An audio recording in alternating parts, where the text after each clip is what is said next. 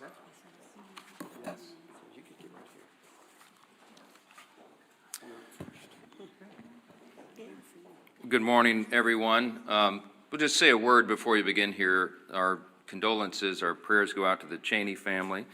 Of course, we've had the loss now of former Vice President Dick Cheney. Scripture is very clear. We give honor where honor is due, and someone who gave their life, loved their country, loved serving their country in so many capacities. As you know, Dick Cheney served as Vice President. He served as a Secretary of Defense. He served as a congressman, of course, from Wyoming, and as the youngest chief of staff to any president in the history of the country. And so the honor is certainly due to him, and our prayers go out to the family. This is now day 35 of the Democrat shutdown, and I'll be honest with you, I don't think any of us expected that it would drag on this long. We didn't believe, we couldn't have imagined. It's now tied for the longest shutdown in U.S. history, and we didn't think we'd have to come in here every single day, day after day after day, and repeat the obvious facts to the American people, and to put on display every day what is happening here. Again, it's a split screen. We've talked about this split screen in the country right now. The American people are wise. Ronald Reagan used to remind us you can trust the American people, and we do. And they can see the facts here. They see that President Trump and the Republican Party are delivering real positive results for the American people, delivering on our promises. We passed the Working Families Tax Cut, which is the largest middle-class tax cut in American history. We signed into law as part of that. No tax on tips, no tax on overtime. Big savings for those on Social Security. We strengthened Medicaid with popular, common-sense reforms that strengthens the program. We've improved health care access in rural communities, and we have reduced premiums. There's a lot more work to be done there. It's the Republicans who are delivering those reforms. We restored American energy dominance. We got the border crisis solved. We are reducing and handling the crime crisis in city by city around America. And we have restored peace through strength. That is on one side of the screen. Over the past 34 days of this shutdown, the Republicans have been the only ones working in good faith to end the shutdown and get everyone paid and get the services flowing again. And we have voted that way 14 times. That's on one side of the screen. On the other is the Democrats. And it's such a stark contrast. Because in the last 10 months, the only thing that party has accomplished for the country is to shut down the federal government and cause this pain. The past 5 weeks have been painfully clear that Democrats are not interested in doing their most basic job. And we explained here yesterday, all of this is motivated by one thing and one thing alone. The Schumer shutdown was never about health care or any other policy that they claim now. They can't even decide amongst themselves what it was about. Some have said it's the Seinfeld shutdown because it's about nothing. But I'll tell you what it is ultimately about, truly, and this is something that can be demonstrated and everyone here knows it's true. As I summarized yesterday, the Schumer shutdown was never about health care or any other policy. It is about fear. It's about fear. Right now, the Democrats fear political retribution from the far left activists in their party more than they fear the consequences of keeping the government closed for weeks on end. They fear political retribution from far left activists more than families going hungry and workers missing paychecks. That is a fact that they are demonstrating day after day and vote after vote. It's gotten so bad for them that even their traditional allies are losing patience now. The head of the Teamsters Union had a blunt message to Democrats a couple of days ago. Quote, "American workers are not bargaining chips. Senators need to stop screwing around and pass the House-passed clean short-term funding bill," unquote. And it's not just the Teamsters, as you know. AFGE, the largest union of federal workers, had the same plea. And so did the National Association of Air Traffic Controllers, the Coalition of Airline Pilots Association, the NetJets Association of Shared Aircraft Pilots, the Allied Pilots Association, Southwest Airline Pilots Association, the New York Steamfitters Union. It goes on and on and on. These organizations have traditionally backed the Democrats for decades. That has been true. They represent tens of thousands of working Americans, all these associations together. And now they're calling on the Democrats to drop their partisan demands and reopen the government. Stop inflicting this pain on the American people because you are afraid of your far left base. And how did the Democrats respond to all this? They're gaslighting the American people and even their own base. The truth is the Democrats have lost touch with working Americans because they've simply stopped listening and stopped serving them. And every few months, after leaning harder into their woke identity politics, they commission an expensive study to try to figure out why working class voters have completely abandoned them in the Democrat Party. Here's a recent finding. This is a left-leaning research group that surveyed 3,000 working class Americans. This was published in Politico November 2nd. Quote, this is the finding: working class voters perceive Democrats to be woke, weak, and out of touch, too focused on social issues, and not nearly focused enough on the economic issues that impact everyone every day, unquote. And here's the kicker. They also said working class voters, quote, can't name what Democrats stand for other than being against Donald Trump. Well, good luck with that as a message to the people. Of course, you don't need a months-long study to tell you that Democrats are woke and weak. You simply need to look around. As Democrats continue to pander to their radical base of affluent progressives, President Trump and Republicans are building a new multi-generational coalition of voters that is grounded in common sense.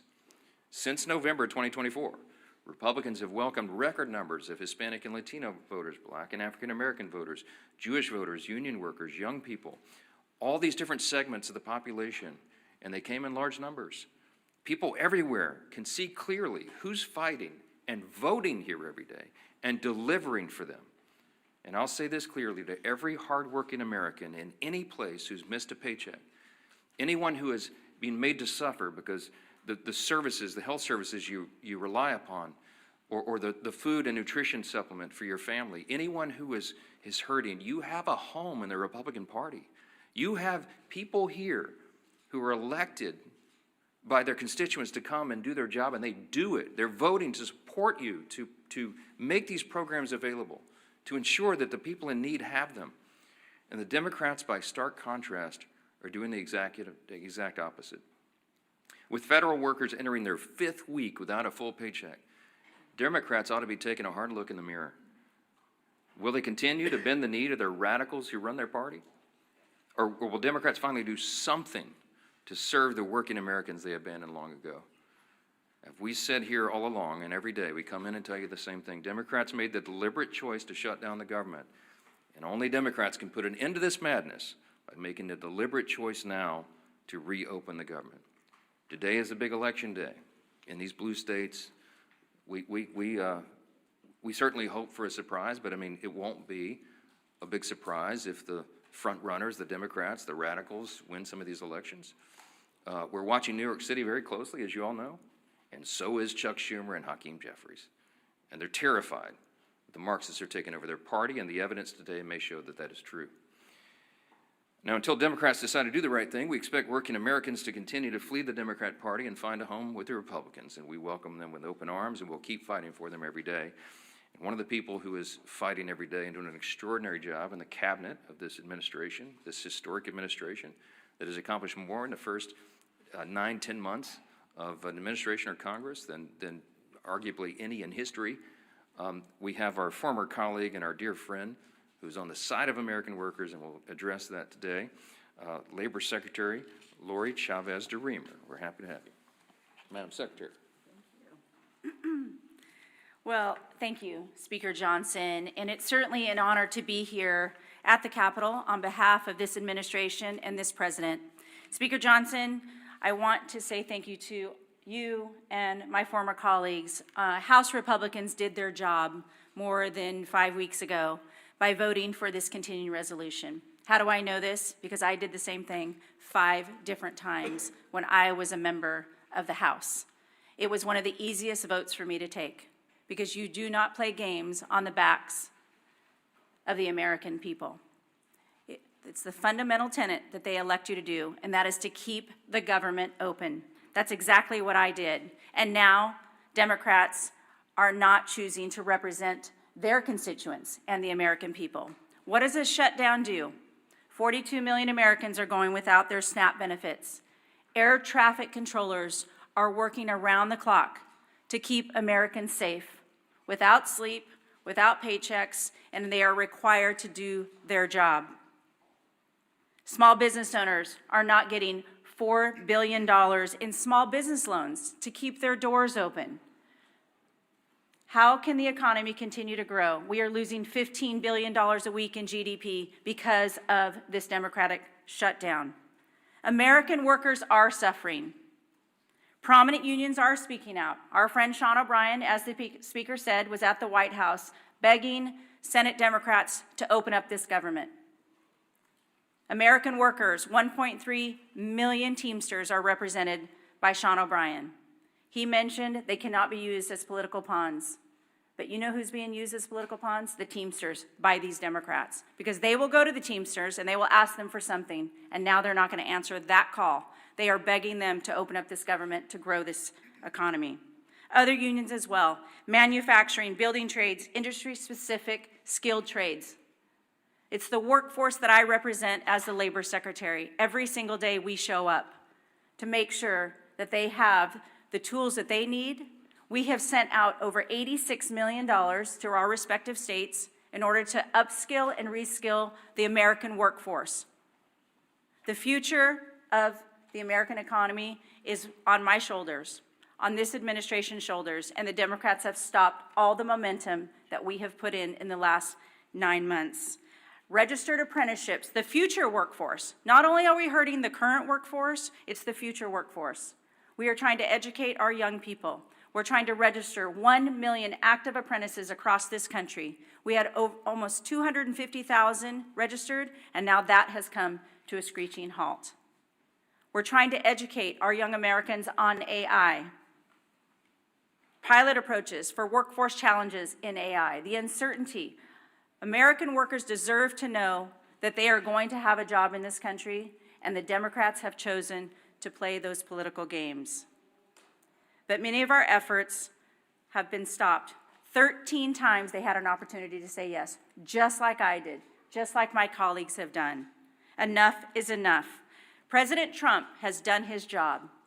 Not only has he leveled the playing field with tariffs, not only has he welcomed great trade agreements, he has worked most recently with South Korea and Japan to bring hundreds of millions of dollars back to this country for the shipbuilding trades. I have been working around the clock to make sure that we can protect our national security for this country, and now that has also come to a stop. We are hurting American workers. We need to get them back to work. We need to grow this economy. We need to get their paychecks back in their hands so they can provide for their families, put gas in their cars, pay their mortgages, turn on their lights. I'm talking to all of you American workers out there. We're here for you. We're going to continue to fight through this shutdown, and I am begging these Democrats to show up, do their job, and open up this government. 35 days is far too long for the American people. Enough is enough. I'd like to turn it over now to my Chairman Wahlberg, Education and Workforce Committee. And again, on behalf of the President, it is an honor to serve him. It is an honor to serve the American people, an honor to get up every single day and do this job for the American men and women of this country who are building back the United States. Thank you. Well said, Madam Secretary. And I've worn out my voice, Mr. Speaker, over the course of the last 5 weeks all across my district, from Lake Erie to Lake Michigan, from Detroit to Grand Rapids, from South Bend to Toledo, Ohio. Getting the message out, the Republicans did what we needed to do to keep this country moving forward. We were willing to negotiate on everything and anything, but do it in a way that doesn't have a punitive impact upon the citizens we are so privileged to serve. And Madam Secretary, we're looking forward to Workforce Pell being initiated and getting more people trained for the workforce for the jobs that we need. And this stutter that's gone on now for 35 days doesn't help us get it up and running well as a result of the One Big Beautiful Bill and what we've done there and many other things for education and the workforce. It's now been over a month since Democrats shut down the government, and the American people are feeling the impacts. Workers and families don't know when they'll receive their next paycheck. Service members and men and women who keep us safe may not be able to feed their families. Air traffic controllers are working double shifts along with TSA, that I greeted last night and thanked for working without a paycheck in sight. These are proud Americans who are working hard to keep our communities running, and the Democrats are making sure they won't get paid.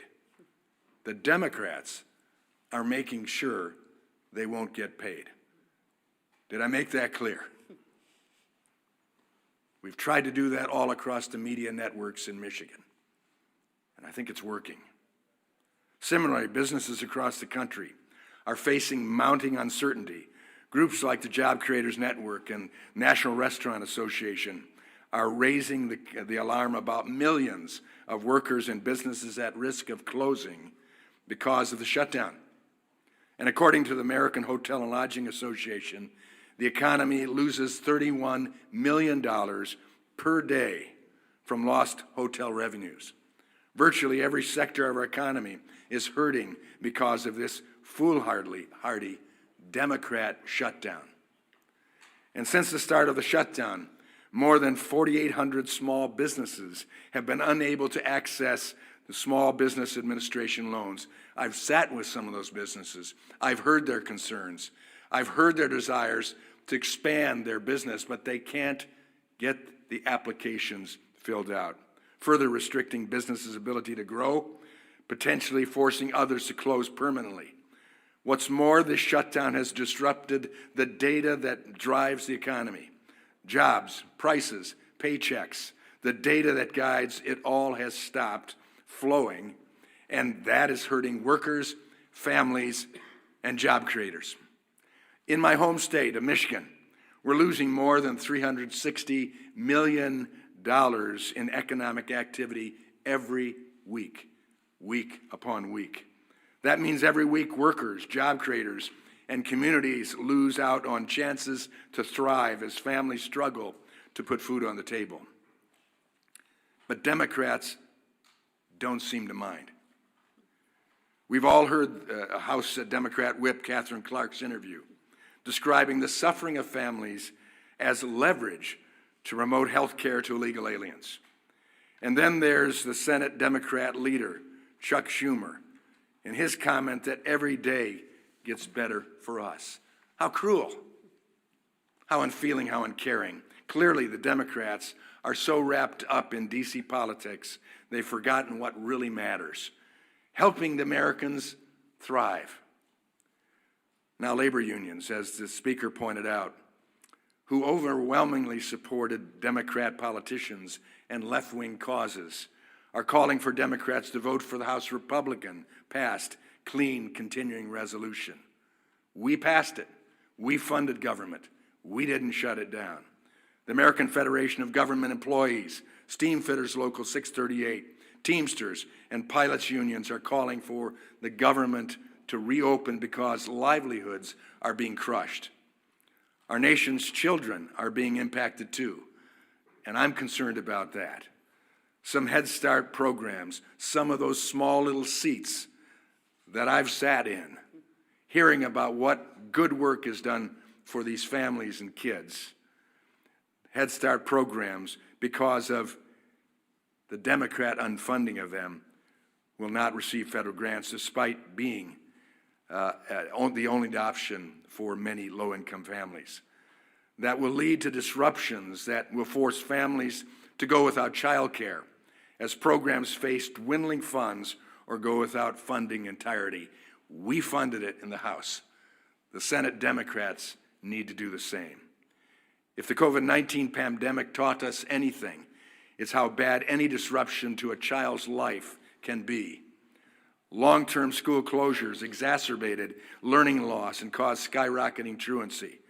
How long do the Democrats need to keep our government shut down before they see the real harm they're doing to Americans' children? The Democrat government shutdown has gone on far too long. And the longer it lasts, the worse things get for the American people. This is the first time in history, if you might be reminded, the first time in history a political party has shut down the government over a clean CR. The Democrat petty partisanship is hurting workers and families across the country. The shutdown is also showing Americans just how far the Democrats will go to promote their out-of-touch agenda, even if it means holding the American people hostage for more than a month. America's workers, families, unions, and job creators have all spoken. Chuck Schumer, pass the clean CR and reopen the government immediately. I hope the Democrats are listening, at least 5 of them. Republicans have listened and voted to fully fund the government, coming on 15 times as of today. It's time for 5 more Democrats, including my 2 members from Michigan, to vote the same way. For the children, as Nancy Pelosi has famously said. Do it for the children. Do it for Americans. I now am pleased to turn over the podium to a great leader, Leader Scalise. Thank you, Chairman Walberg and Secretary Chavez-DeRemer. It's great to have you back here in the House. I'll start by joining in with what the Speaker said and extending my condolences to the family of Dick Cheney. Of course, served 8 years as President George Walker Bush's Vice President, served in so many other important roles in government, started as a member of this House of Representatives, and lived an incredible life, and we mourn his passing and extend our prayers to the Cheney family. As we look at potentially another vote today in the Senate to try to have a breakthrough to open up the government, let's remember when the Senate votes today, they're not voting on some big, massive omnibus bill, a bill that resolves all of our differences. You know, if you're one of these Democrats, and it only takes 5 to get this government back open, and you're struggling with this decision, do you offend your far left radical base? It's about to elect the new leader of their Democrat Party in Mondami in New York. Or do you stand up for the tens of millions of people around the country who are actually suffering? And if you vote yes today, are you giving anything up? What's in that bill? A clean continuing resolution that violates any of your principles? There's nothing. Again, that bill does not solve our differences. That bill just keeps the lights on. That bill just allows federal workers to get paid for the work that they're doing. Those that have to show up and work and keep our airports open.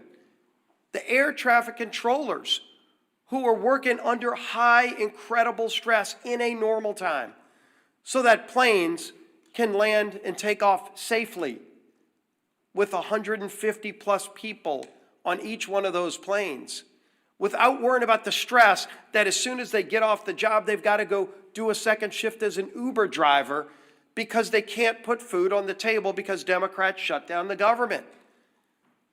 Hopefully they weigh that when they cast their vote today. And we see every day, of course, unfortunately, more and more consequences to the suffering Democrats are causing. We know on the SNAP program, 42 million people. And yes, the courts are trying to work with the White House to find ways to move some other money around. But as we know, even if they're able to move money around, it doesn't make that program whole.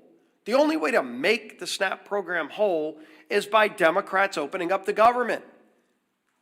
It's real straightforward. You vote yes or no. You vote yes because you want to put food on the table for 42 million low-income families. But if you vote no, maybe because you're afraid of some radicals in Portland or San Francisco or New York City, when you vote no, you are taking food off the table for 42 million low-income people, the least among us who need that help. 6.7 million going without the Women, Infant, and Children program funding. WIC program is really, really important, again, to very low-income people who need that help. Democrats have no problem shutting off that funding, causing that suffering, and to use their term, because they think they're getting some kind of leverage. We still don't know what the leverage is for. They're trying to leverage the American people, and they can't even articulate what it is they want. Yeah, $1.5 trillion wish list of crazy items like free health care for illegals, gutting a rural health care fund. Is that really the leverage they want to use the American people for? And deny the WIC funding? 2 million people in the military, 2 million service members going without pay. What do they say to them? Oh, gee whiz, they were so afraid of Mandami in New York that they couldn't vote to pay our men and women in uniform who are keeping our country safe, risking their lives, while their families are wondering if they're going to be able to put food on the table. What a profile in courage. It's gutless. 700,000 federal employees without pay, 670,000 federal workers furloughed, 5.9 million households at risk of losing their home heating services under the HEAP program. You know, we had Secretary Chavez-DeRemer talk about opportunities for young people. You know, just want to learn through apprentice programs to get their start in life so that they can go and get a skill, a trade, maybe start their own small business. That's not going to happen while the government's shut down. And if those Democrats vote no again today, ask them to articulate why. What's their answer to those young people? Some 19, 18-year-old kid who just wants to go learn electrical skills, but won't be able to because, why? Because Democrats want to use him as leverage in some game that they can't even explain. And then, of course, we all know all the different groups that have come out over and over. They've not said, let's pass some big sweeping omnibus bill. They've just said, pass the clean CR that the House passed over a month ago. The National Air Traffic Controllers Association, American Federation of Government Employees, Teamsters, Coalition of Airline Pilots Association, Airline Pilots Association, NetJets Association of Shared Aircraft Pilots, Southwest Airline Pilots, additionally, United Airlines, Delta Airlines, American Airlines, Southwest Airlines, have all called for the same thing. It's for the Democrats in the Senate to pass the clean CR. The message couldn't be clearer. Their mission can't be more direct. You just show up today and do your job and vote yes. Doesn't solve all of our differences. It just gives us a few more weeks to start negotiating our differences on so many things, but while not holding the American people hostage. End this madness, Democrats. Open up the government. Our whip, Tom Emmer.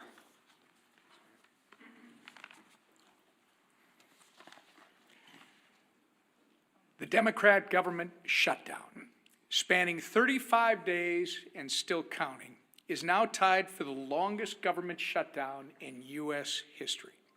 Chuck Schumer and company are going down in the history books for beating total obstructionists over a nonpartisan government funding bill. Meanwhile, it's hardworking Americans who are being forced to pay the price. Federal workers are turning to local food banks to feed their families.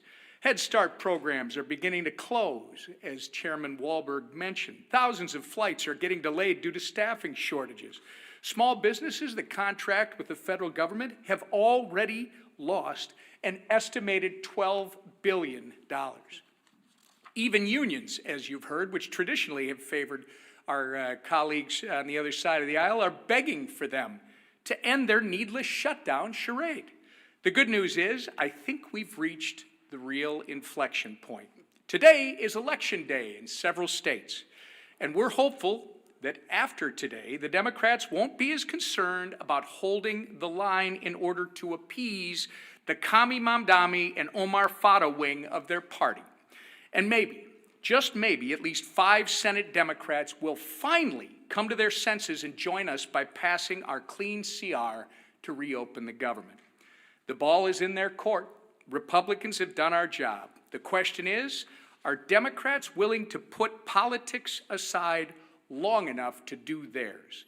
I hope the answer is yes, sooner rather than later. The American people deserve better. Chairwoman McLean. Thank you. And thank you, Chairman Wahlberg and Secretary Chavez-DeRemer. It's good to see you again. Thank you for your words. of wisdom. But again, here we are today, and I want to be very clear about the consequences of the Democrats' actions. 42 million Americans will lose their SNAP benefits because they voted to shut the government down. Air traffic controllers, TSA agents, and federal law enforcement officers are working without pay because they voted to shut the government down. Democrats have weakened our military, threatened families, and held hard-working Americans hostage. Why? All because they voted to shut the government down. And why did they inflict this pain? Because Democrats wanted leverage. Leverage to appease their radical base with more wasteful spending. And don't take my word for it. They've admitted this countless times. They're not even ashamed of this. And today we'll prove it again when the largest federal workers union called on Democrats to end the shutdown. What Democrats do? They still voted no. When air traffic controllers unions asked them to support the clean CR to make sure that the government stayed open, Democrats voted no. And when nearly 500 small businesses and travel organizations warned the shutdown is crushing them, what Democrats do? They voted no. But the socialist wing of their party wants government-run health care, taxpayer-funded benefits for more illegals, and another $1.5 trillion in wasteful spending. That's what your Democrats want. Enough is enough. We aren't going to let your socialist base call the shots. To every Democrat watching, hear me when I say this. It is time to stop holding the American people hostage. Just because you are being held hostage by your socialist base. End the shutdown, end the pain and suffering for the American people of which you represent, and end it now, please. All right, thanks again, Mr. Chairman, Madam Secretary. I know you all are busy. We're glad you're here and grateful to have you. Let's take some questions. Front row, front row. There's been reports of bipartisan talks from senators to reopen the government, to move forward on ACA votes. Are you or other top House GOP members in the loop with these conversations? Are you present in these meetings? No, I'm not present in the meetings. I know about as much about it as you do. I know there are, we hope, we pray, a handful of moderate and centrist Democrats left among the Democrats in the Senate, where the whole country is counting upon them. I have said here, I do not expect that Chuck Schumer or Hakeem Jeffries will ever vote to reopen the government. I don't think that they're willing to face the wrath of the leftist base. They see what's happening in New York City and in their state of New York, and they're terrified by that. I mean, we've made that very clear, and I think the evidence speaks for itself. So we're going above the heads of the so-called leadership, and we are appealing to the consciences of a handful of people in the Senate who want to do the right thing and just stop the pain for the American people. And we pray that today is that day. Maybe tying for the longest shutdown in history is something that they can claim as some sort of success. But it's sickening. It's sickening to see a political game being played. We're not playing a game here. We never were. Back on September 19th, to remind you all again, we passed a clean, nonpartisan CR that's 24 pages in length, had not a single Republican priority on it. Why? Because we did it in good faith, because we didn't want this eventuality to occur. We knew it would be too painful for the people, and that's why we've always done the right thing, as everyone has said over and over. Now they won't, and we all know why. Yes, sir.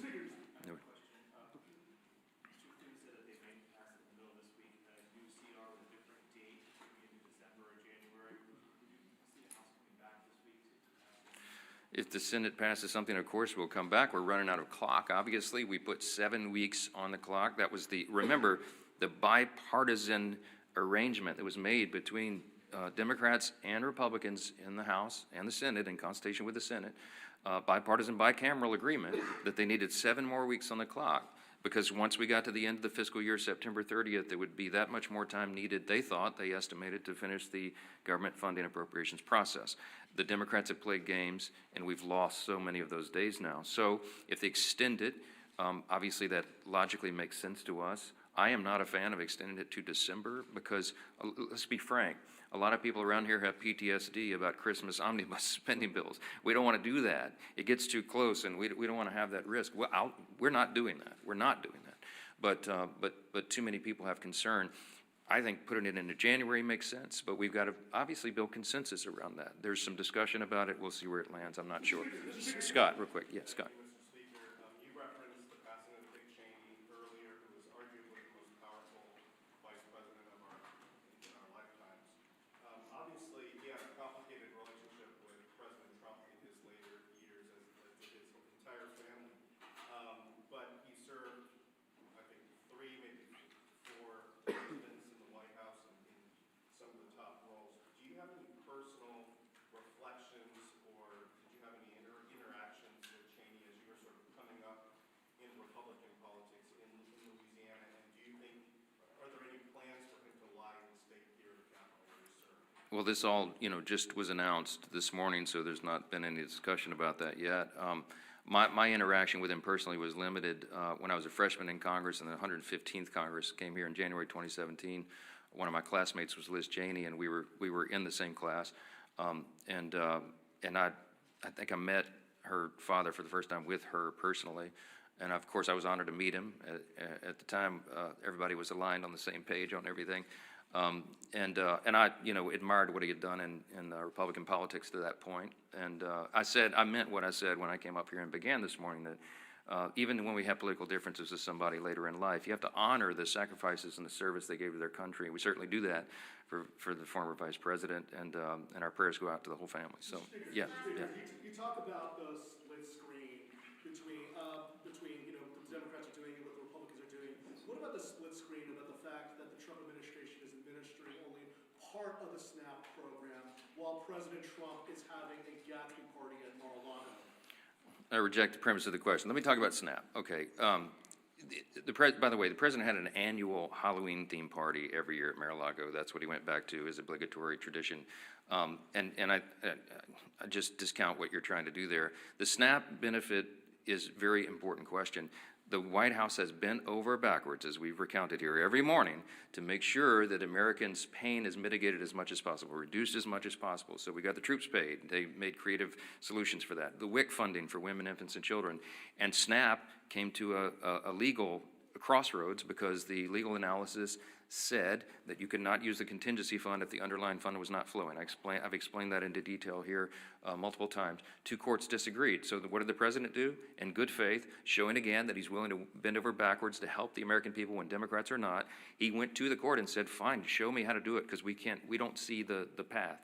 And so the courts have ordered that. They filed a brief yesterday, or some response yesterday in the court, that they'll give as much as is there. Remember, the contingency fund only has roughly $5 billion, and it costs roughly $9 billion for a month of SNAP benefits. So I think the arrangement is they're going to give at least half to everyone. But here's the problem: it's very complex, is that it's administered through the states, and you have to recalculate all the allocations and how the checks go out. It's not, you can't just flip a switch and do that. It's a lot of work that goes into it. So I can tell you that the president is dialed in on this. The president is trying to protect and cover the American people, as he always does. The president is trying to get the government open again. And the Republicans have voted 14 times to do it, and the Democrats have voted 14 times not to do it, to keep the government closed. That's the story. And I don't know why there's any confusion about this at all. They're going to do it again today. My prediction is the Democrats are going to vote for the 15th time to shut their government down, and they're going to look down their noses at the people who are struggling, who are suffering, can't put food on the table, who can't pay their bills because they're playing games over here. It is absolutely unforgivable in my view. And I wish more of you would give them a tougher time. Yes, last one. A question for the Secretary, if I may. I'm just curious if you can kind of tell us what we know about how the shutdown has impacted the labor market. Obviously, with Bureau of Labor Statistics folks being furloughed, I'm curious what we do know so far about how this has impacted the job market, and if we will really be able to get a full picture, or will it take the shutdown ending for us to be able to get a full picture? Yeah, thank you for the question on the Labor Department and specifically BLS, the labor statistics, how important those data points are in order for the markets, in order for employers to understand what the workforce is needed. We are not able to release a lot of those reports because we have those furloughed employees. So once the government is open, we will get right back to work in releasing that. We released one report earlier this month because that was required by law. And, you know, the CPI, in order to talk about Social Security checks for 2026, that had to be calculated. So we brought some workers back for that, but we will not be able to release the other data points. As far as the Department of Labor goes, as was mentioned, when we're talking about the SNAP program, one of the other programs that we're definitely concerned about, and we've sent letters out to all 50 states, is unemployment insurance. As delivered by those states, that will be the next thing that we have to be concerned about. If people stop receiving their unemployment insurance, will be another detrimental fact to the American workforce. So that is what we're focused on now. We need this government open. We need to get back to work for the American people. The American workers deserve to know where their next paycheck is coming from, and the American economy deserves the American workers there. So yes, this is impacting the labor force. I would imagine we're going to see more and more things every single day that this government is shut down. It is going to affect the American economy. And so we're working hard at the Labor Department to make sure that we can keep everything running that we can. But right now at this point, you know, we're working off the back heels of us, and we have to do everything we can. So it's important to get as many statistics out as we can, but we haven't been able to do so. So we're working hard for the American people. We need this government open to do so and to continue. Thank you. Real quick, do you support ICE raids in districts like Speaker Johnson's district and the Republicans up here on stage in the agriculture and hospitality sectors? Well, one of the things we focus on is all of the programs in order to support the American people. Certainly, the president has been clear. We secured that border. We're going to continue to work on behalf of this administration to focus on the American people, American first policies, and the American workforce. Thank you. What about LSU? Thank you.